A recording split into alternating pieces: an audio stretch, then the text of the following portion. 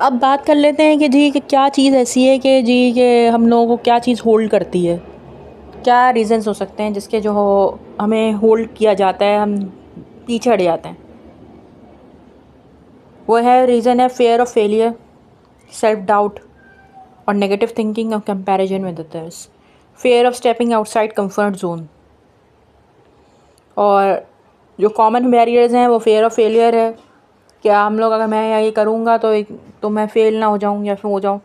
Self doubt भी एक है कि आप अपने ऊपर ट्रस्ट नहीं करते, अपनी जो एबिलिटीज़ हैं जो नेचुरल हैं या आपने सीखी हैं वो आप उस पर ट्रस्ट करना नहीं चाहते। आपके अंदर नेगेटिव थिंकिंग बहुत ज़्यादा है कि आप अपने बारे में नेगेटिव सोचते हैं। कंपैरिजन विद अदर्स, आप लोगों से कंपेयर करते रहते हैं। वैसे एक नेचुरल बात है कि आप हर किसी से कंपेयर करते हैं, बट जब भी लेकिन अगर आप अपने आप से मोहब्बत करना शुरू करते हैं, you will stop comparing your self with others. Fear of stepping out side comfort zone. मैं क्यों करूँ, दूसरे लोग भी तो हैं। अगर आप अपने कंफर्ट जोन से नहीं निकलेंगे तो आपके साथ को तो आप कोई ग्रोथ नहीं आ सकती आपके अंदर। आप हमेशा इसी जगह रहोगे। अब ग्रोथ माइंड कैसे किया जा सकता है, ग्रोथ माइंडसेट को किस तरह से पहले किस तरह से किया बनाया जा सकता है, क्रिएट किया जा सकता है। तो सबसे पहले इम्पॉर्टेंट ये है कि आप फिक्स माइंडसेट को और ग्रोथ माइंडसेट को जो है करें। फिक्स माइंडसेट कहता है कि जी कि मैं ये चीज़ नहीं कर सकता। ग्रोथ माइंडसेट कहता है कि I can learn and improve. अब सेल्फ कॉन्फिडेंस किस तरह से डेवलप किया जाता है।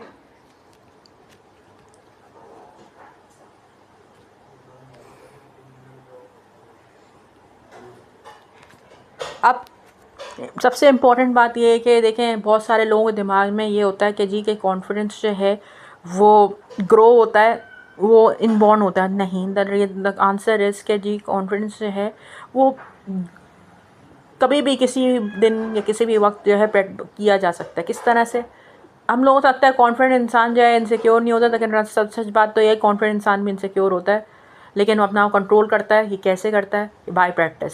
सो कैसे ग्रो होता है? टेकिंग एक्शन, मिस्टेक्स एक्सेप्ट करने से, अपनी प्रोग्रेस एक्सेप्ट कर जो है सेलिब्रेट करने से, डेवलपिंग स्किल्स से।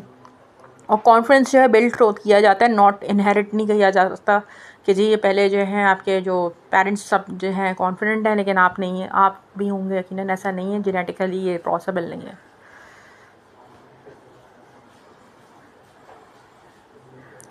Okay, so power of consistency की बात कर लेते हैं। पावर ऑफ कंसिस्टेंसी में जो है बहुत इंपॉर्टेंट है। बहुत सारे लोग, एक होती है कि मोटिवेशन होती है।